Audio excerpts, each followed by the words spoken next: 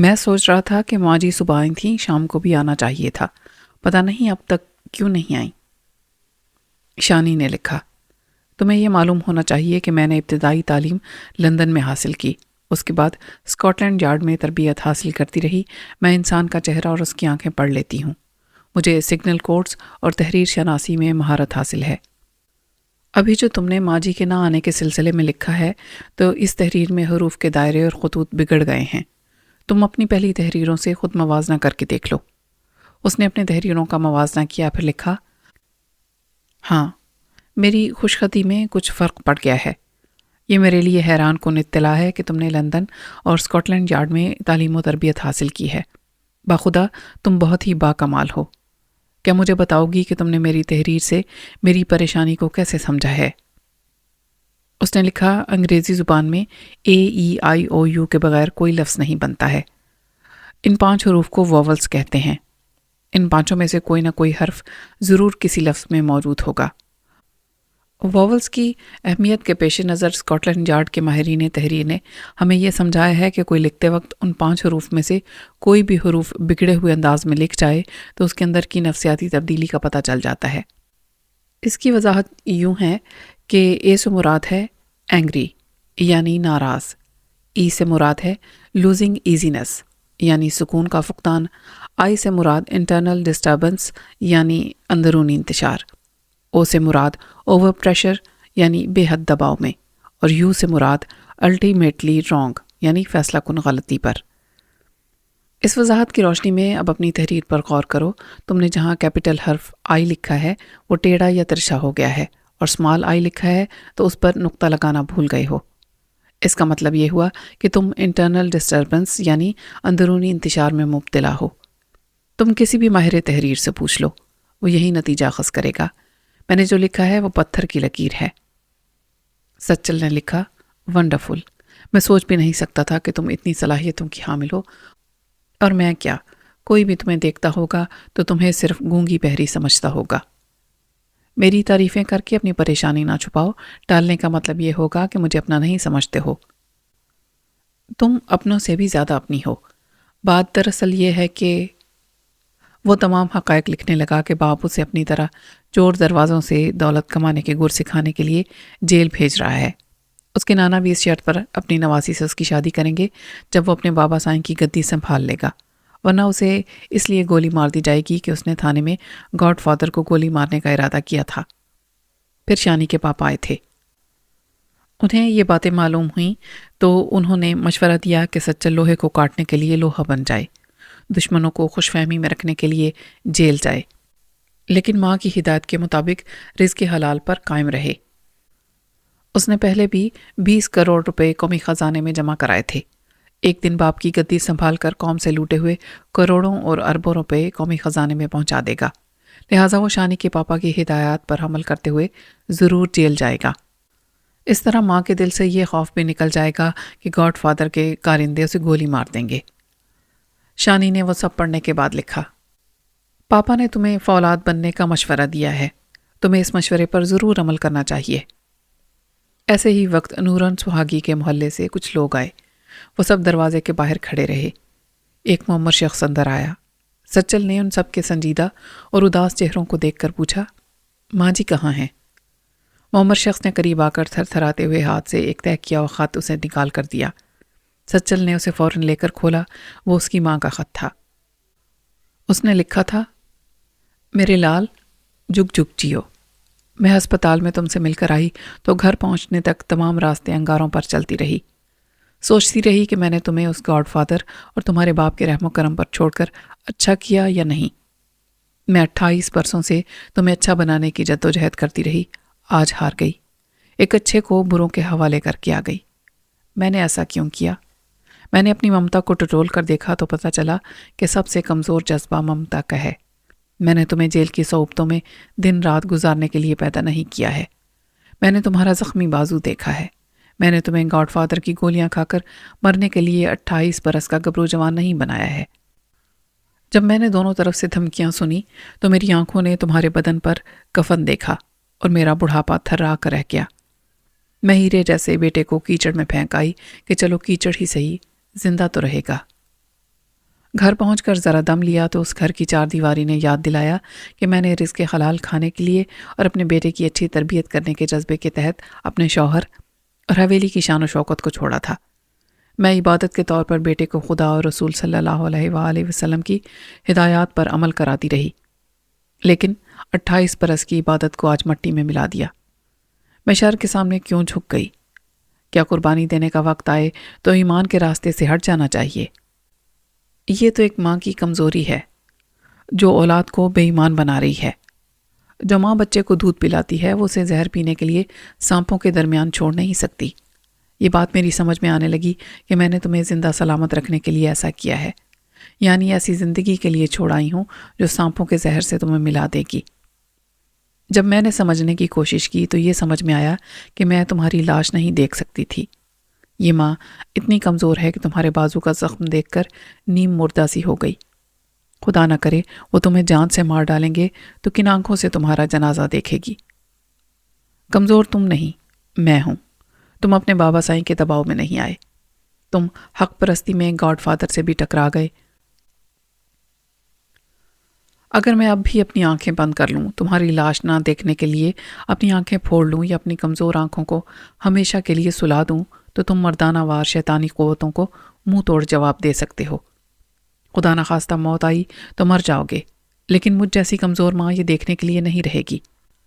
بیٹے میں رہوں گی تو تمہارا جہاد سرد خانے میں چلا جائے گا، اور نہیں رہوں گی تو تم دونوں دشمنوں کے لیے دو دھاری تلوار بن کر رہو گے۔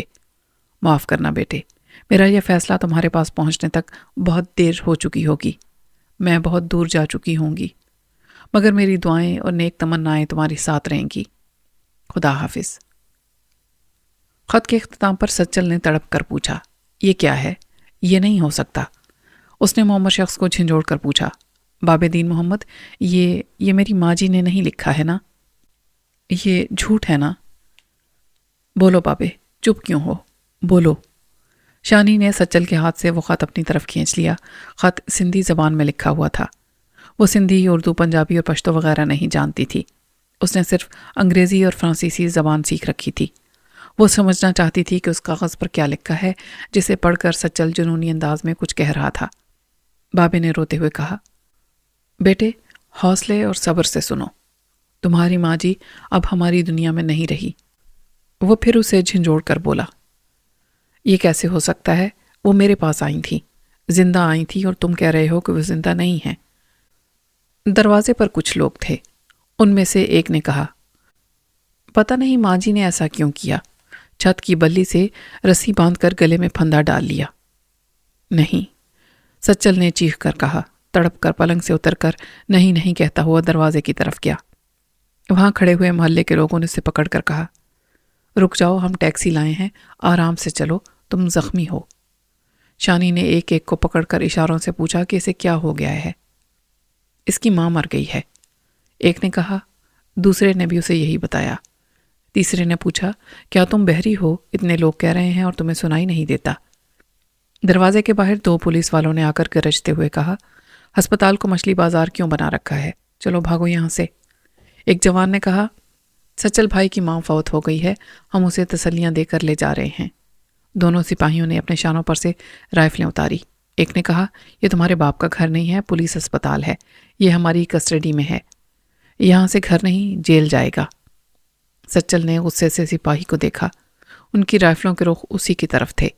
شانی فوراً ڈھال بن کر ان کے سامنے آ گئی۔ ڈائریکٹر جنرل کی بیٹی کو دیکھتے ہی دونوں سپاہیوں نے جلدی سے رائفلوں کو شانوں سے لٹکایا، پھر پیشانی تک ہاتھ لے جا کر کہا، سلام بی بی جی۔ شانی نے کاغذ پر لکھ کر پوچھا، بات کیا ہے؟ تم کہاں جانا چاہتے ہو؟ اتنے جنونی کیوں ہو رہے ہو؟ اس نے شانی کو ایسے دیکھا جیسے اب تک اس کی موجودگی کو بھولا ہوا تھا۔ پھر اس نے کاغذ قلم لے کر لکھا، میری ماں جی نے خودکشی کر لی ہے۔ شانی کا دل دھک سے رہ گیا۔ اس نے اپنے سینے پر ہاتھ رکھ کر سچل کو ہمدردی سے دیکھا۔ اس نے لکھا، پلیز یہ قانون کی دیوار فوراً ہٹاؤ، مجھے اپنی ماں جی کے پاس جانے دو۔ شانی نے اس کا ہاتھ پکڑا، پھر اس کے ساتھ کمرے میں آئی۔ دونوں سپاہی ایک طرف ہٹ گئے۔ سامنے سے انسپیکٹر کہتا ہوا آ رہا تھا، یہاں کیا تماشا ہو رہا ہے؟ چلو یہاں سے نکلو، یہ ہسپتال ہے، میلہ نہ لگاؤ۔ وہ سچل کا ہاتھ پکڑ کر کوریڈور سے گزر رہی تھی۔ لوگوں نے ان کے جانے کے لیے دو طرف تقسیم ہو کر راستہ دیا۔ سامنے انسپکٹر شانی کو دیکھتے ہی ٹھٹک گیا، ایک طرف ہو کر بولا، بی بی جی آپ قیدی کو کہاں؟ اسے یاد آ گیا کہ وہ سنتی نہیں ہے۔ ایک سپاہی نے آ کر کہا، جناب عالی قیدی کی ماں مر گئی ہے، یہ اس کے گھر لے جا رہی ہے۔ انسپکٹر نے کہا، کیا مصیبت ہے؟ ہم اسے روک نہیں سکتے اور قیدی بھاگ جائے گا تو ہماری وردی اتر جائے گی۔ جاؤ ایک گاڑی میں ان کا پیچھا کرو، میں ضروری فون کر کے تم لوگوں سے وائرلیس کے ذریعے رابطہ کرتا ہوں۔ وہ تیزی سے چلتا ہوا ہسپتال کے کاؤنٹر کے پاس آیا، پھر ایک فون کا ریسیور اٹھا کر نمبر ڈائل کیے۔ پیر شاہ سلطانی سے رابطہ قائم ہوتے ہی اس نے کہا، میں انسپکٹر حشمت بول رہا ہوں، زخمی سچل جو اسپتال میں تھا اس کی ماں مر گئی ہے، آپ کی نواسی ضابطے کی کارروائی کے بغیر اسے لے کر گئی ہے۔ محترم پیر صاحب، وہ بھاگ جائے گا تو ہماری تو چھٹی ہو جائے گی۔ ایسی کوئی بات نہیں ہے، ہم قیدی کی ذمہ داری لیتے ہیں، ویسے احتیاطاً ڈائریکٹر جنرل کو اطلاع دے دو، وہ اپنی بیٹی کی خاطر ضرور اس قیدی کی واپسی کی ذمہ داری کو قبول کر لے گا۔ اس کے بعد سمجھ لینا کہ ہماری ذمہ داری ختم ہو چکی ہے۔ اس کا موبائل فون نمبر نوٹ کرو۔ انسپکٹر نے نمبر نوٹ کیے، پھر رابطہ کیا۔ صداقت علی کی آواز سن کر اس نے سچل اور شانی کے سلسلے میں وہی رپورٹ دی۔ صداقت نے بڑے دکھ سے کہا، مجھے اس نیک خاتون کی موت کا افسوس ہے۔ سچل کا مکان کہاں ہے؟ وہاں کسی سے دریافت کرو اور مجھے بتاؤ۔ کوئی پولیس والا وہاں نہ جائے، میں غیر سرکاری طور پر جاؤں گا۔ اس نے محلے والوں سے مکان کا پتہ پوچھا، پھر صداقت علی کو بتا دیا۔ اس نے کہا، ٹھیک ہے، تم اطمینان رکھو، وہ ماں کی آخری رسومات ادا کر کے ہسپتال واپس پہنچ جائے گا۔ ادھر سے فون بند ہو گیا۔ انسپکٹر نے ریسیور رکھتے ہوئے اطمینان کی سانس لی، پھر ہسپتال کے باہر آیا۔ احاطے میں پولیس کی 2 گاڑیاں کھڑی تھیں۔ جن 2 سپاہیوں کو اس نے شانی اور سچل کے پیچھے جانے کا حکم دیا تھا، وہ دونوں ایک پولیس کار کا پہیہ بدل رہے تھے۔ انسپکٹر نے بے بسی سے انہیں دیکھا، وہ ان پر اپنی افسری نہیں جھاڑ سکتا تھا۔ خوب سمجھتا تھا کہ اکثر ایسے موقعوں پر قانون کے محافظ پنکچر ہو جایا کرتے ہیں۔ بیگم ریحانہ برکت شاہ سلطانی، بیگم سلمہ رحمت شاہ سلطانی اور جمشید کو صبح ہونے سے پہلے یہ خوشخبری سنا دی گئی تھی کہ روبی لاہور میں خیریت سے ہے۔ پیر عظمت اللہ شاہ سلطانی کے خاص ماتحت دھنی بخش نے وعدہ کیا تھا کہ کامران نامی اجنبی روبی کو جہاں بھی لے گیا ہے، وہاں روبی کے دادا جان کے کارندے پہنچ جائیں گے۔ پچھلی رات روبی نے اپنے والدین سے کامران کے سلسلے میں جو بات کی تھی اور گاڈ فادر حمزہ بیگ کا حوالہ دیا تھا، اس سے یہ واضح ہو گیا تھا کہ اس مخالف گاڈ فادر نے پہلے ماں باپ کی فیکٹری مفت میں حاصل کر لی۔ بیٹے جمشید کی ہونڈا ایکارڈ ہتھیا لی اور اب وہ روبی کے ذریعے ان کے پورے خاندان کو رسوا کرنا چاہتا ہے۔ وہ سب پیر عظمت اللہ شاہ سلطانی سے منہ موڑ کر ان کی کوٹھی کو چھوڑ کر اپنی ذاتی کوٹھیوں میں آباد ہونے آئے تھے۔ اس وقت وہ سوچ بھی نہیں سکتے تھے کہ ایک گاڈ فادر کی محبت بھری پناہ گاہ سے نکلیں گے تو دوسرا انہیں ایک ہی رات میں کنگال بنانے میں کامیاب ہوتا رہے گا۔ صرف اتنا ہی نہیں، اس خاندان کی ایک جوان بیٹی کی آبرو کو تماشا بنا کر اتنے اونچے سٹیٹس کی فیملی کو منہ دکھانے کے قابل نہیں چھوڑے گا۔ اس فکر و پریشانی میں وہ رات بھر جاگتے رہے۔ وہ پیر شاہ سلطانی کی کوٹھی کے سامنے پہنچے تھے۔ برکت اور رحمت اپنے ابا حضور سے معافی مانگنا چاہتے تھے۔ سب سے بڑی مغرور بہو ان کے قدموں میں گر کر التجا کرنا چاہتی تھی کہ کسی طرح روبی کی عزت بچائی جائے، لیکن کوٹھی کے گارڈز نے انہیں احاطے میں بھی قدم رکھنے کی اجازت نہیں دی تھی، کیونکہ وہ جب وہاں رہا کرتے تھے اپنے ابا حضور کے خون کے رشتے تھے، ان سے منہ موڑنے کے بعد اب وہ گاڈ فادر کی کوٹھی تھی، اب کوئی ان کی اجازت کے بغیر وہاں قدم نہیں رکھ سکتا تھا۔ پھر یہ کہ وہ رات کو سوتے وقت تمام ٹیلی فون بند رکھتے تھے، کسی سے صبح تک ملاقات نہیں کرتے تھے اور نہ ہی گفتگو۔ وہ گہری نیند سونے کے عادی تھے۔ بڑے بیٹے برکت شاہ سلطانی نے ان کے خاص ماتحت دھنی بخش کو اپنا اہم مسئلہ بتایا تھا۔ پھر دھنی بخش نے اپنے وعدے کے مطابق 2 گھنٹے کے اندر انہیں اطمینان دلایا کہ روبی خیریت سے ہے اور ان سے فون پر رابطہ کرنے ہی والی ہے۔ انہیں اطمینان تو ہوا، لیکن وہ روبی سے سننا چاہتے تھے کہ اس نے دوسرے گاڈ فادر حمزہ بیگ کے فراڈ کو اچھی طرح سمجھ لیا ہے یا نہیں۔ ایسا نہ ہو کہ وہ نادان لڑکی پھر اس کے فریب میں آ جائے۔ برکت نے صبح 5 بجے پھر دھنی بخش کو فون پر مخاطب کیا۔ اس سے کہا، روبی نے ابھی تک ہم سے رابطہ نہیں کیا، کیا تم ہمیں جھوٹی تسلیاں تو نہیں دے رہے ہو؟ آپ سب میرے آقا کے عزیز جان ہیں، آقا سے علیحدگی کے باوجود آپ میرے لیے محترم ہیں۔ مجھے لاہور سے مس روبی کی خیریت کی اطلاع ملی تھی جو میں نے آپ تک پہنچا دی۔ میں مانتا ہوں کہ تم نے جھوٹی تسلیاں نہیں دی، مگر تمہیں اطلاع دینے والے تو جھوٹ بول سکتے ہیں۔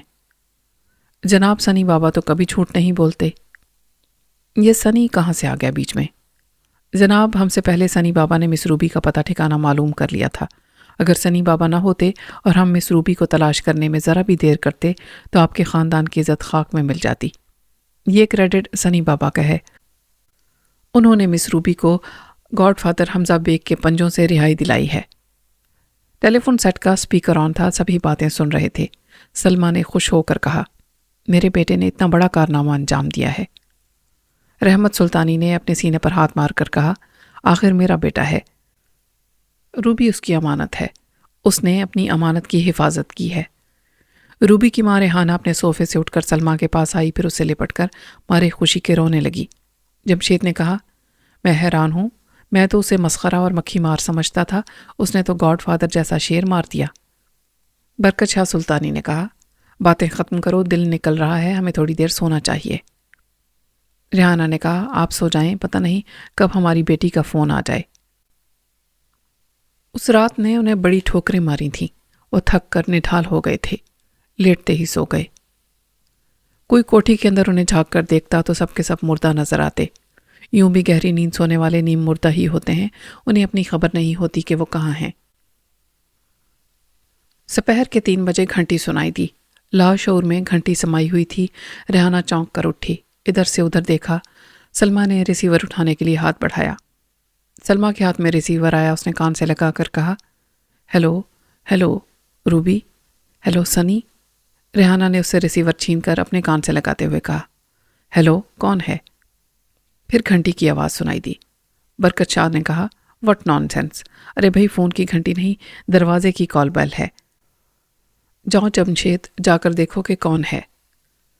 جمشید اٹھ کر گیا۔ ریحانہ نے ریسیور کو کریڈل پر پٹخ دیا۔ دروازہ کھولتے ہی جمشید نے خوشی سے بھرا ہوا ایک نعرہ لگایا۔ سب اس کی بڑک سن کر قالین سے اٹھ کر کھڑے ہو گئے۔ اسی وقت نگاہوں کے سامنے روبی اور سنی دکھائی دیے۔ سبھی خوشی سے چیخنے لگے۔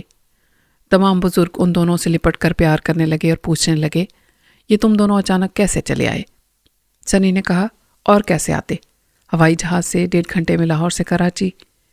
روبی نے کہا، ممی میں فون کرنا چاہتی تھی، مگر سنی نے کہا، نہیں، ہم سرپرائز دیں گے۔ ریحانہ نے کہا، لڑکے تیری شرارت کرنے کی عادت نہیں جائے گی، ہم ٹیلی فون سرہانے رکھ کر سو رہے تھے۔ سنی نے ریحانہ کے سامنے جھک کر ایک فائل پیش کرتے ہوئے کہا، یہ ہے دوسرا سرپرائز۔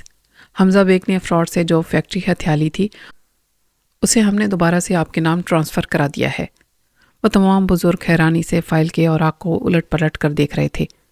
وہاں فیکٹری کی پرانی اور نئی ملکیت کے کاغذات بیگم ریحانہ برکت کے نام تھے۔ ریحانہ نے فائل ایک طرف پھینک کر سنی کے گلے میں باہیں ڈال کر اپنی طرف کھینچ لیا، پھر اسے چومتے ہوئے بولی، تم سونا اگلنے والی فیکٹری کے ساتھ میری بیٹی کو عزت و آبرو سے لائے ہو، میں اپنے ہونے والے داماد پر جتنا بھی فخر کروں کم ہے۔ روبی نے جمشید سے پوچھا، بھائی جان آپ بتائیں کہ ہم ایئرپورٹ سے یہاں تک کیسے آئے؟ جمشید نے کہا، ظاہر ہے بھائی تم دونوں ٹیکسی میں آئے ہو، یہ بھی کوئی پوچھنے کی بات ہے؟ وہ ایک کی چین کو چٹکی میں دبا کر ہلاتے ہوئے بولی، ہم آپ کی ایک کارڈ لے کر آئے ہیں۔ جمشید نے چابی کو جھپٹ کر لیتے ہوئے کہا، یہ کیا سرپرائز ہے؟ تم اس کمبخت سے میری گاڑی کیسے لائی ہو؟ برکت شاہ نے کہا، ہاں سنی، وہ گاڈ فادر بھی تمہارے دادا جان کی طرف اولاد ہے، تم دونوں نے یہ سب کچھ کیسے حاصل کر لیا؟ روبی بولی، میں نے نہیں، صرف سنی نے، یہ بڑا چال باز ہے، اس نے حمزہ بیگ کی دکھتی رگ پر ہاتھ رکھ دیا تھا۔ ہمارے دادا جان کے کارندوں کے ذریعے گاڈ فادر کی بیٹی کو اغوا کر کے یرغمال بنایا اور شرائط پیش کر دیں کہ ہماری تمام چھینی ہوئی چیزیں واپس کرو اور بیٹی کو لے جاؤ۔ آپ دیکھ لیں، ہم شرائط جیت کر آئے ہیں۔ برکت شاہ نے اس کے سامنے حیرت اور مسرت سے پوچھا، تم ایک شریر اور بے پرواہ نوجوان تھے، اتنا بڑا کام کیسے کر گئے؟ انکل، بچوں کی کامیابیوں کے پیچھے بزرگوں کے تجربات ہوتے ہیں، ان کے تعاون سے بچے آگے بڑھتے ہیں۔ ہم نے بھی یہ کامیابی اپنے دادا جان کے تجربات کے ذریعے حاصل کی ہے، اور اس میں چند جانثار بھی شامل تھے۔ برکت شاہ نے اپنی بیگم ریحانہ کو دیکھا، دونوں میاں بیوی کی آنکھوں سے ندامت ظاہر تھی۔ رحمت شاہ نے سر جھکا کر سنی سے کہا، بیٹے کل رات ہی ہمیں اپنی غلطیوں کا احساس ہو گیا تھا، ہم روبی کو دشمن کے فریب سے بچانے کے لیے ابا حضور کے دروازے پر جانا چاہتے تھے، مگر گارڈز نے ہمیں وہاں قدم رکھنے نہیں دیا۔ रेहाना ने कहा, दरवाजे पर आने वाले भिखारी को भी कोई इस तरह नहीं लौटाता। हमें तो जैसे धुतकार दिया गया, मगर हम अपने बुजुर्गों की संगदिली और सख्त रवैये को समझ नहीं पाते। उन्होंने एक स्कूल मास्टर की तरह जमशेद को एक टांग पर खड़ा रहने की सज़ा दी। हमने उन्हें दुश्मन समझ लिया। उसी दुश्मन बुजुर्ग ने अपने पोते के ज़रिए अपनी पोती को हमजा बेग के शैतानी पंजे से बचाया। हमारे हाथों से निकली हुई मुनाफा बख्श फैक्ट्री और लाखों रुपए की होंडा एकार्ड हम खतावारों तक पहुंचा दी। बरकत शाह ने कहा, दरअसल जब हमारे बुजुर्ग हमें डांटते हैं और किसी गलती की सज़ा देते हैं तो हमें बहुत बुरे लगते हैं। इतनी सी बात समझ में नहीं आती कि वो हमें बुराइयों से बाज रखना चाहते हैं। जमशेद ने मुस्कुराते हुए कहा, दादा जान खुद बुराइयों की दलदल के जागीरदार हैं। जिसे चाहते हैं उस दलदल में फेंक देते हैं। उन्होंने अपने बेटों और पोतों को कौन से अच्छे रास्ते पर चलाया है? हमेशा ही 2 नंबर के धंधों पर लगाया है। रेहाना ने बेटे से कहा, फजूल बातें ना करो। उन्होंने तुम सबको लाखों रुपए कमाने के रास्ते दिखाए हैं। हमारी ऊंची सोसाइटी में गुर्बत और मोहताजी के रास्ते को हिमाकत का रास्ता कहा जाता है। दौलत कहीं से भी हाथ लगे, किसी भी दलदल से आए, हमें ऊंचा स्टेटस और दूसरों पर बर्तरी देती है। इसलिए तुम्हारे दादा जान के बताए हुए रास्ते इज्जत और शोहरत हासिल करने के रास्ते हैं। सनी ने कहा, अच्छा आइडिया है। हम सब जुलूस की शक्ल में जाएंगे और कुछ ऐसा सियासी अंदाज इख्तियार करेंगे कि वो हमसे मिलने पर मजबूर हो जाएंगे। सब ने सनी की तायद की। ये तय पाया कि शाम 5 बजे तक सब नहा धोकर कुछ खा पी कर अपने बुजुर्ग पीर अजमतुल्ला शाह सुल्तानी की कोठी के सामने जुलूस की सूरत में जाएंगे। वो सब मुख्तलिफ कमरों में चले गए। रूबी और सनी को किसी तैयारी की ज़रूरत नहीं थी। वो फ्रेश होकर लाहौर से चले थे। वहीं ड्राइंग रूम के एक सोफे पर बैठ गए। सनी ने कहा, तुमने अपनी मम्मी की बातें सुनी? वो कह रही थी कि हमारे दादा जान के बताए हुए रास्ते इज्जत, शोहरत और दौलत कमाने के रास्ते हैं। हाँ, कल तक मैं भी यही समझती थी। अफसोस ये हमारे ख़ानदान की रिवायत बन गई है। दौलत किसी भी दलदल से आए, वो यहाँ के हर फर्द को आला मर्तबे पर फायज रखती है। इसलिए जमशेद भाईजान और हमारे वालिदैन उस ख़ानदानी रिवायत को नहीं बदलेंगे। लेकिन हमने तो अज़्म किया है ना कि तब्दीली लाएंगे, और इससे पहले अंकल सदाकत से मिलेंगे। तुम यहाँ ठहरो, मैं बाहर जाकर उनसे फ़ोन पर बात करूँगा और मुलाकात का वक्त मुकर्रर करने के बाद हम दोनों उनसे मिलने जाएंगे। वो ड्राइंग रूम से उठकर बाहर अहाते में आ गया। सामने ही एक पार्क था। दोपहर की धूप के बायस वहाँ वीरानी थी। वो पार्क में एक घने दरख्त के सहारे तले आकर बैठ गया। मोबाइल फ़ोन के ज़रिए राब्ता करने लगा। दोबारा दूसरी तरफ फ़ोन एंगेज था। तीसरी बार सदाकत की आवाज़ सुनाई दी। वो बोला, अंकल मैं सनी बोल रहा हूँ, आपसे बहुत ज़रूरी काम है, इसलिए कराची वापस आ गया हूँ।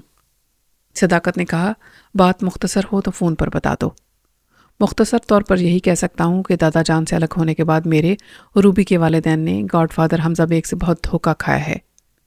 हमजा बेग ने धोखा दिया? कैसे? जैसा कि मुझे मालूम हुआ है, उसने पुलिस को अंकल बरकत की फैक्ट्री पर छापा मारने को कहा। वहाँ से 2 नंबर दवाओं और नशीली दवाओं का ज़ख़ीरा बरामद हुआ। अंकल को हवालात पहुँचा दिया गया। उसके बाद हमजा बेग ने आंटी से कहा कि अगर फैक्ट्री किसी दूसरे के नाम कर दी जाए तो वो शख्स मुजरिम कहलाएगा और अंकल बरकत को रिहाई मिल जाएगी। आंटी ने अंकल की रिहाई के लिए और बदनामी से बचने के लिए 6 माह पहले की तारीख पर वो फैक्ट्री किसी अहमद अली के नाम लिख दी। इस तरह हमजा बेग ने फ्रॉड करके आंटी और अंकल बरकत को एक मुनाफा बख्श फैक्ट्री से महरूम कर दिया। फिर दूसरे फ्रॉड के ज़रिए जमशेद से लाखों रुपए की होंडा एकॉर्ड हथिया ली। उसके बाद हमारे ख़ानदान को बदनाम करने के लिए रूबी को ट्रैप करके लाहौर पहुंचा दिया। अगर मैं वहां ऐन वक्त पर पहुंचकर उसे बदमाशों के शर्मनाक इरादों से ना बचाता तो हम किसी को मुंह दिखाने के काबिल ना रहते। क्या तुम इन मामलात के बायस यहाँ वापस आए हो? नहीं, रूबी एक ठोकर खाकर संभल गई है। हम दोनों आपके नक्शे कदम पर चलना चाहते हैं। हम दादा जान और अपने वालिदैन को कानूनी गिरफ्त में लाना नहीं चाहते, लेकिन आपकी तरह उनके रास्तों का पत्थर बनना चाहते हैं। उनके किसी भी ऐसे अमल को नाकाम बनाना चाहते हैं जो कानून के खिलाफ हो। मुझे ये सुनकर खुशी हो रही है कि बुतकदे में 2 मुसलमान पैदा हो गए हैं। अगर हो सके तो रात 9 बजे सी बीच पर आ जाओ। रात का खाना वहीं खाएंगे। थैंक यू अंकल, मैं रूबी के साथ आऊँगा। मैं इंतज़ार करूँगा, लेकिन तुम्हारी ये बातें समझ में नहीं आई कि गॉडफादर हमजा बेग ने एक ही रात में तुम्हारे बुज़ुर्गों से बहुत कुछ छीन लिया और उसी एक रात में तुमने दादा जान के कारिंदों की मदद से हमजा बेग को घुटने टेकने पर मजबूर कर दिया और वापस कराची पहुँचते ही अपनी छीनी हुई फैक्ट्री और होंडा एकॉर्ड उसे ले आए। کیا خود حمزہ بیگ نے فیکٹری کے کاغذات وغیرہ تمہارے حوالے کیے تھے؟ جی نہیں، اس کے ایک خاص ماتحت نے یہاں کے ایئرپورٹ پر فیکٹری کی فائل اور گاڑی کی چابی مجھے دی تھی۔ کیا تمہارے والدین یا آنٹی اور انکل نے کبھی گاڈ فادر حمزہ بیگ سے ملاقات کی ہے؟ روبی کو اس کی ممی نے بتایا ہے کہ وہ کبھی کسی کے روبرو نہیں آتا۔ ایک بڑے شیشے کی دیوار کے پیچھے سے اس کا خاکہ جھلکتا ہے۔ یعنی وہ کسی جاسوسی کہانی یا فلم کا پراسرار باس ہے۔ میں نے تو نہیں دیکھا، مگر کچھ ایسا ہی ہے۔ ایسا ہوتا تو ہماری ریکارڈ فائل میں اس کی تصویریں نہ ہوتی۔ وہ ہم جیسے قانون کے محافظوں سے پردہ نہیں کرتا ہے۔ پھر تمہاری آنٹی، انکل اور تمہارے والدین سے اپنا چہرہ کیوں چھپاتا ہے؟ آپ کی یہ بات غور طلب ہے۔ ایک اور بات بھی دعوت فکر دیتی ہے۔ چند بڑے اور اہم مجرموں کی مکمل رپورٹ میرے پاس رہتی ہے۔ وہ دن رات کہاں رہتے ہیں، کیا کرتے ہیں، میں حتی الامکان ان کی مصروفیات پر نظر رکھتا ہوں۔ اب دعوت فکر دینے والی بات یہ ہے کہ گاڈ فادر حمزہ بیگ پچھلے 5 دنوں سے فرینکفرٹ میں ہے۔ جب وہ پاکستان آئے گا تو مجھے اطلاع مل جائے گی۔ سنی نے حیرانی سے کہا، یہ آپ کیا کہہ رہے ہیں انکل؟ گاڈ فادر حمزہ بیگ فرینکفرٹ میں ہے تو پھر یہاں وہ حمزہ بیگ کون ہے جس نے کل رات سے ہمیں اور ہمارے والدین اور آنٹی انکل وغیرہ کو پریشان کر رکھا ہے؟ بیٹے، یہ سمجھنا ہوگا اور حمزہ بیگ کی غیر موجودگی میں حمزہ بیگ بننے والا فریبی کون ہے یہ معلوم کرنا پڑے گا۔ سنی کو اچانک نازو کا خیال آیا۔ اس نے کہا، انکل، وہ فرینکفرٹ سے بہت پہلے آ چکا ہے۔ آپ کے مخبروں سے غلطی ہوئی ہے۔ ثبوت کے طور پر حمزہ بیگ کی بیٹی نازو ہے، وہ لاہور میں ہے۔ بس بیٹے، آگے نہ بولو۔ تم لوگوں کے ساتھ لمبا فراڈ چل رہا ہے۔ تم لوگوں کو گاڈ فادر حمزہ بیگ کی ہسٹری معلوم ہی نہیں ہے۔ پہلی بات تو یہ کہ اس کی کوئی بیٹی یا بیٹا نہیں ہے۔ اس نے جوانی میں شادی ضرور کی تھی، مگر کوئی اولاد نہیں ہوئی۔ بیوی کے بننے کے بعد حمزہ بیگ نے دوسری شادی بھی نہیں کی۔ اس کے جوان سالے ہیں جنہیں وہ بیٹوں کی طرح عزیز رکھتا ہے۔ انکل، آپ کہہ رہے ہیں تو یقین کرنا ہوگا، مگر یہ نازو کون ہو سکتی ہے؟ ویسی ہی فراڈ ہوگی جیسی وہ تم لوگوں سے لاکھوں روپے کی فیکٹری اور گاڑی چھیننے اور پھر وہ تمام چیزیں واپس کر دینے والا نقلی حمزہ بیگ ہے۔ یہ تو مزہ کا خیز بات ہے کہ ایک ہی رات میں اتنا لمبا ڈرامہ ہو گیا۔ روبی کو بھی ٹریپ کر کے لاہور پہنچایا گیا، وہ بھی عزت و آبرو سے ایک ہی رات میں واپس مل گئی۔ یہ بڑا ہی بھونڈا سا ڈرامہ ہے۔ میں اس کی کمزوریوں کو ٹٹولنا چاہتا ہوں، اس لیے خدا حافظ کہہ رہا ہوں۔ رات کو سی بیچ پہ ملاقات ہوگی۔ رابطہ ختم ہو گیا۔ سنی موبائل فون آف کر کے سوچ میں پڑ گیا۔ یہ اتنی جلدی سمجھ میں آنے والی بات نہیں تھی۔ یہ بھی تو ہو سکتا ہے کہ ایک گاڈ فادر کے ذرائع دنیا کے ایک سرے سے دوسرے سرے تک ہوں۔ حمزہ بیگ نے فرینکفرٹ میں رہ کر پاکستان میں اپنے نائب کے ذریعے یہ کھیل کھیلا ہو۔ یہ ممکن تھا، وہ ایسا کر سکتا تھا اور شاید اس نے ہزاروں میل دور بیٹھ کر ایسا کیا تھا۔ لیکن پھر ذہن میں نازو کھٹکنے لگی۔ صداقت علی کی معلومات غلط نہیں ہو سکتی تھیں۔ اس نے کہا، حمزہ بیگ کی کوئی اولاد نہیں ہے۔ اس کی مرحوم بیوی کے 2 بھائی اب جوان ہو چکے ہیں۔ حمزہ بیگ اپنے دونوں سالوں کو بیٹوں کی طرح عزیز رکھتا ہے۔ یوں ظاہر ہو رہا تھا کہ کسی فراڈ حمزہ بیگ سے مل کر نازو بھی فراڈ کر رہی تھی۔ ایک اور سوال پیدا ہوا کہ وہ کمال احمد عرف چٹکی بادشاہ خود کو اس کے دادا جان کا خاص ماتحت کہہ رہا تھا، لیکن 2-4 گھنٹوں کے اندر وہ اور نازو ایک دوسرے سے عشق کرنے لگے۔ کیا کمال عرف چٹکی بادشاہ بھی نازو اور فراڈ حمزہ بیگ کی سازشوں میں شریک ہے؟ سنی نے پھر صداقت سے رابطہ کیا اور کہا، انکل، آپ کو بار بار ڈسٹرب کر رہا ہوں، ایک اور بات کھٹک رہی ہے۔ لاہور میں ہمارے دادا جان کا ایک خاص ماتحت ہے۔ اس کا اصل نام کمال احمد ہے، لیکن چٹکی بادشاہ کے نام سے مشہور ہے۔ مجھے تو بہت اچھا، سچا اور کھرا لگ رہا تھا۔ وہ بھی ہماری طرح آپ کے نقش قدم پر چلنے کا عزم کر چکا ہے۔ آپ اس کے متعلق کچھ جانتے ہیں؟ جانتا تو نہیں ہوں، مگر 1-8 گھنٹے میں لاہور انٹیلیجنس کے ذریعے اس کی پوری ہسٹری معلوم کر لوں گا اور آج رات ڈنر پر تمہیں بتا بھی دوں گا۔ Thank you uncle. ہم نوجوان ایک خفیہ ٹیم بنا کر آپ کی طرح مجرموں کے راستوں کا پتھر بننا چاہتے ہیں۔ آپ کسی گاڈ فادر کو سزا نہیں دلا سکتے، لیکن آپ ان کی نیندیں اڑا سکتے ہیں۔ میری حکمت عملی اختیار کرنے کی بنیادی شرط یہ ہے کہ کسی پر بھروسہ نہ کرو۔ اپنے اندر کی بات اس سے بھی نہ کہو جس پر اندھا اعتماد کرتے ہو۔ تم جس ڈگر پر چلنا چاہتے ہو وہاں اندھا اعتماد تمہیں خاک میں ملا دے گا۔ اس کا مطلب یہ ہے کہ میں کوئی اہم راز روبی کو بھی نہ بتاؤں؟ ہرگز نہیں۔ تمہاری حاجرہ آنٹی میری شریک حیات ہیں۔ ہماری شادی کی سلور جوبلی کو 1 سال گزر چکا ہے. میں اسے دل و جان سے چاہتا ہوں، اس کی ہر خوشی پوری کرتا ہوں، لیکن اسے کبھی اپنا رازدار نہیں بناتا. یہ تمہارے سامنے کی بات ہے کہ تمہاری آنٹی ہاجرہ کو اغوا کیا گیا تھا. انکل تھا کا کیا مطلب ہوا کہ آنٹی کا سراغ مل گیا ہے؟ ہاں، وہ تمہارے دادا جان کے پاس پہنچ گئی ہیں. میں ابھی جا کر ملوں گا اور معلوم کروں گا کہ اسے کس نے اغوا کیا تھا. صداقت علی سنی کو سچا اور قابل اعتماد سمجھتا تھا. اس کے باوجود اس نے یہ ظاہر نہیں کیا تھا کہ اس کے دادا جان نے داماد کو دباؤ میں رکھنے کے لیے ایک ایسی مکارانہ چال چلی تھی. اس نے سنی سے کہا، ہاں تو میں کہہ رہا تھا کہ تمہاری حاجرہ آنٹی کو اغوا کیا گیا تھا. اگر میں حاجرہ کو اپنے شعبے کے اہم راز بتاتا رہتا تو اسے اغوا کرنے والا دشمن اس سے بہت سے راز اگلوا لیتا. میں نے اسے بتایا ہی نہیں، اس لیے دشمن نے اس سے خاک معلوم کیا ہوگا. آپ درست کہتے ہیں، جو باتیں روبی سے چھپانے کی ہوں گی انہیں کبھی اس کے سامنے زبان پر نہیں لاؤں گا. اس اصول پر ابھی سے عمل کرنا شروع کر دو. روبی کو اور کسی کو بھی یہ مت بتاؤ کہ کوئی نقلی حمزہ بیگ تم سب سے فراڈ کر رہا ہے. ہم پہلے اس فریبی تک پہنچیں گے، پھر حقیقت خود بخود کھل کر سب کے سامنے آ جائے گی. میں وعدہ کرتا ہوں میں آپ کی طرح خود کو پتھر بنا لوں گا. پتھر کو توڑو تو اس کے اندر سے پتھر ہی نکلتا ہے. کوئی مجھ سے راز اگلوانے میں ناکام ہو کر مجھے توڑ ڈالے گا تو میرے مردہ وجود سے خاموشی ہی نکلے گی. شاباش، مجھے یقین ہے کہ تم میرے نقش قدم پر چل سکو گے. اچھا، خدا حافظ. رابطہ ختم ہو گیا.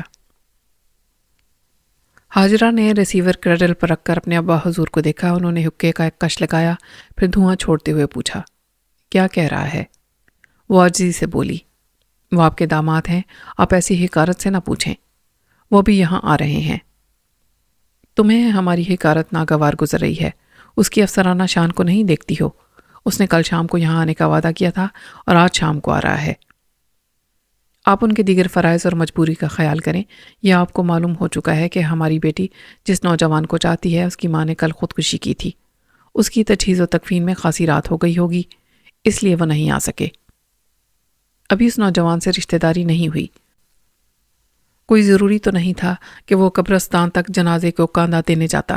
پھر یہ کہ اپنے ساتھ شانی کو بھی لیے پھر رہا ہے. وہ 1 آدھ روز میں اسلام آباد چلے جائیں گے، اس لیے بیٹی کے ساتھ زیادہ وقت گزار رہے ہیں. انہوں نے کش لگانے کے بعد کہا، حاجرہ، آخر تم کب اپنے شوہر کی چالوں کو سمجھو گی؟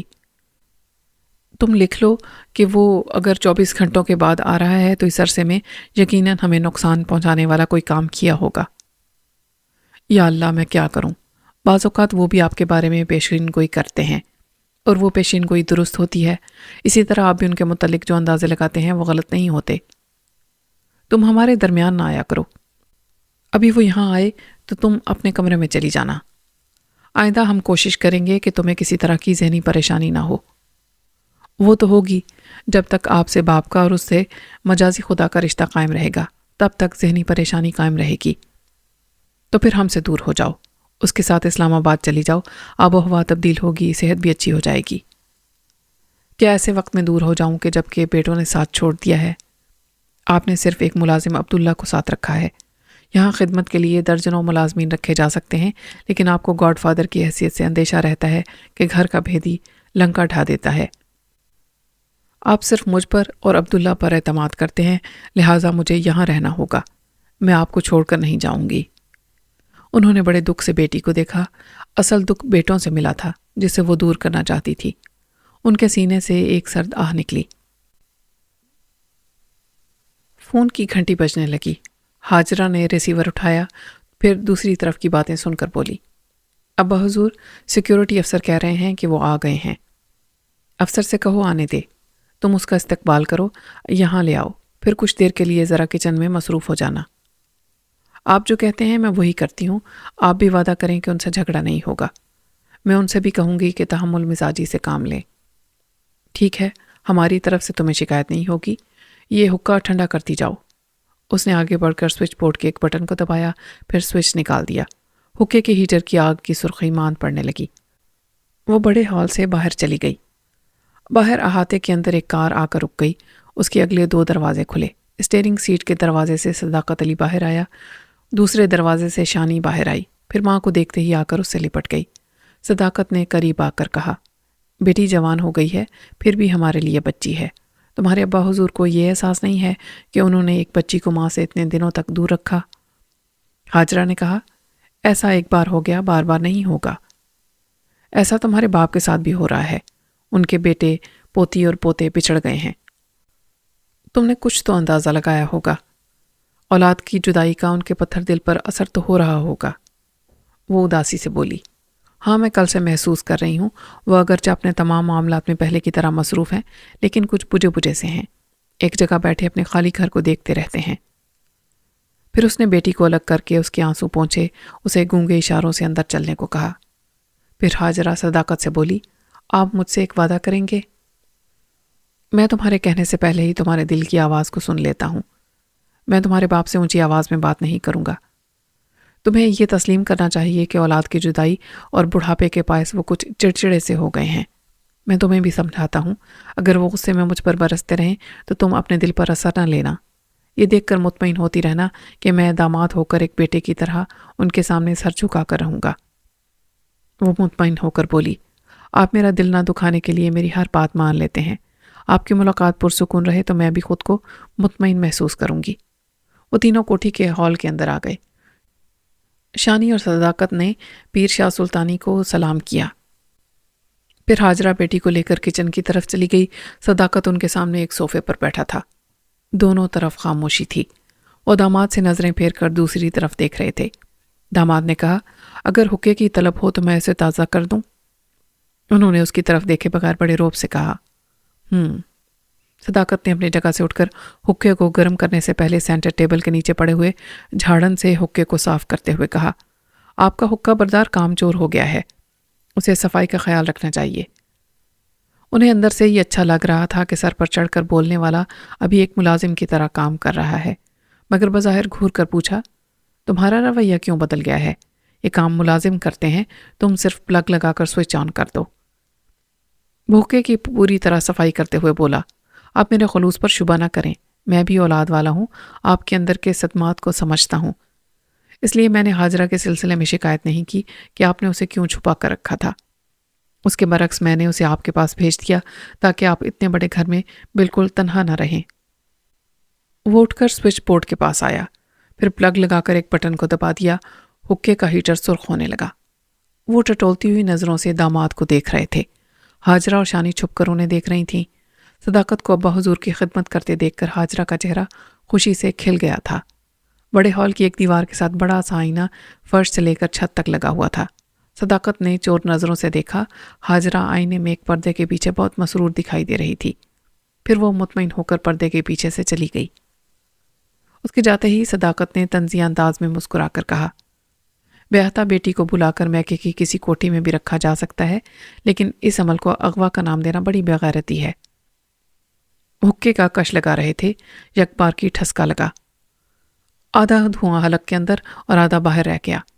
وہ سوچ بھی نہیں سکتے تھے کہ ملازم کی طرح حقے کی صفائی کرنے والا اور بڑی فرما برداری دکھانے والا داماد اچانک یوں پتھر مارے گا۔ وہ کھانستے کھانستے جھک گئے۔ صوفے سے فرش پر گرنے ہی والے تھے کہ صداقت نے انہیں دونوں ہاتھوں سے تھام لیا۔ آپ اغوا کے نام پر ایک شوہر اور ایک گونگی بیٹی کو فریب دیتے رہے۔ آپ جیسے لوگ نہ گولی سے مرتے ہیں نہ گالی سے، صرف حکمت عملی سے مارے جا سکتے ہیں۔ وہ غصے سے یوں ہاتھ جھٹک رہے تھے جیسے اس کا سہارا لینے سے انکار کر رہے ہوں۔ وہ جواب میں اسے بہت کچھ کہنا چاہتے تھے، مگر مسلسل کھانسی کے جھٹکوں سے نڈھال ہو رہے تھے۔ ذرا بھی کھانسی مہلت دیتی تو ہانپنے کے انداز میں لمبی لمبی سانسیں لینے لگتے تھے۔ وہ بولا، میں جانتا ہوں گاڈ فادر حمزہ بیگ فرینکفرٹ میں ہے۔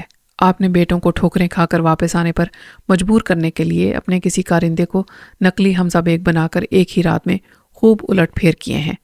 میں آپ کے واپس آنے والے بیٹے اور بہوؤں کو یہ فراڈ نہیں بتاؤں گا، مگر شرط یہ ہے کہ آپ ہاجرہ کے سامنے مجھ سے نہ جھگڑا کریں گے اور نہ کسی طرح کی مخالفت۔ وہ شاید کچھ اور بھی کہتا، لیکن ہاجرہ ایک گلاس میں پانی لیے تیزی سے آ رہی تھی۔ اس کے پیچھے شانی بھی تھی۔ ہاجرہ نے باپ کے ہونٹوں سے گلاس لگا کر کہا، 2 گھونٹ پی لیں، شاید کھانسی رک جائے۔ یہ اچانک کھانسی کا دورہ کیسے پڑ گیا؟ صداقت نے کہا، یہ کش لگا رہے تھے، ایسے ہی وقت ایک دم سے جیسے ٹھسکا لگا۔ انہوں نے ٹھہر ٹھہر کر ہانپتے ہوئے 2-4 گھونٹ لیے۔ صداقت نے کہا، انہیں بیٹوں نے یاد کیا ہوگا۔ بزرگ کہتے ہیں کہ جب کوئی اپنا یاد کرتا ہے تو کھاتے پیتے وقت ٹھسکا لگتا ہے۔ کھانسی کا زور ٹوٹ گیا تھا۔ وہ ایک آدھ بار کھانستے پھر لمبی لمبی سانسیں لینے لگتے۔ حاجرہ اور صداقت انہیں سہارا دے کر صوفے پر بٹھا رہے تھے۔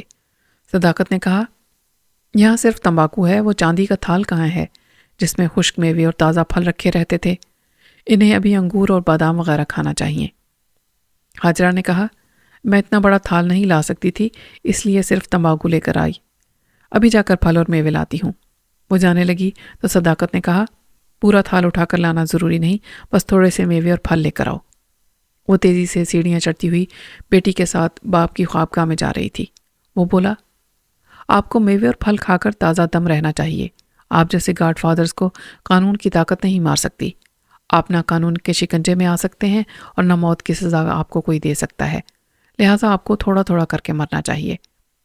اب بڑے حکمرانوں پر چور دروازے سے حکومت کرتے ہیں، میں چور دروازے سے آپ تک موت کی سزا پہنچاتا رہوں گا۔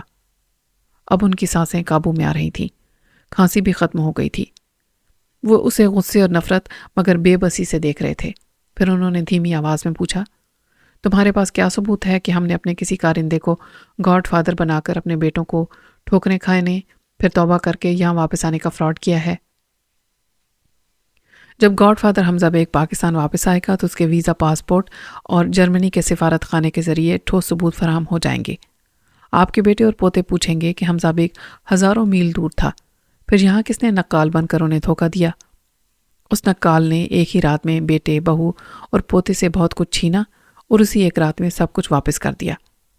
میں تو ثابت کر دوں گا کہ یہ کھیل آپ نے کھیلا ہے۔ اس کے بعد بیٹے، بہو، پوتے اور پوتی کی نظروں میں آپ کی کیا عزت رہ جائے گی؟ آپ کیسے باپ ہیں کہ آپ نے بیٹی کے اغوا کا ڈرامہ رچایا، اور آپ کیسے دادا ہیں کہ اپنی پوتی کو کنڈوں کے درمیان ایک شرمناک کھیل کے لیے پہنچا دیا؟ اگرچہ آپ نے اپنے دوسرے کارندوں کے ذریعے اس کی عزت و آبرو کو محفوظ بھی رکھا، لیکن شریف اور غیرت مند باپ دادا اپنی اولاد کے ساتھ اور اولاد کے اولاد کے ساتھ ایسا شرمناک کھیل نہیں کھیلتے۔ انہوں نے سر اٹھا کر اوپر دیکھا۔ حاجرہ اور شانی چاندی کے بڑے سے تھال کو دو طرف سے پکڑ کر لا رہی تھیں۔ وہ آہستگی سے بولے، ہمیں تمہاری شرط منظور ہے، ہم وعدہ کرتے ہیں کہ حاجرہ کی موجودگی میں تم سے کسی بات پر جھگڑا نہیں کریں گے، لیکن تم کسی کو فراڈ حمزہ بیگ کے بارے میں کچھ بھی نہیں بتاؤ گے۔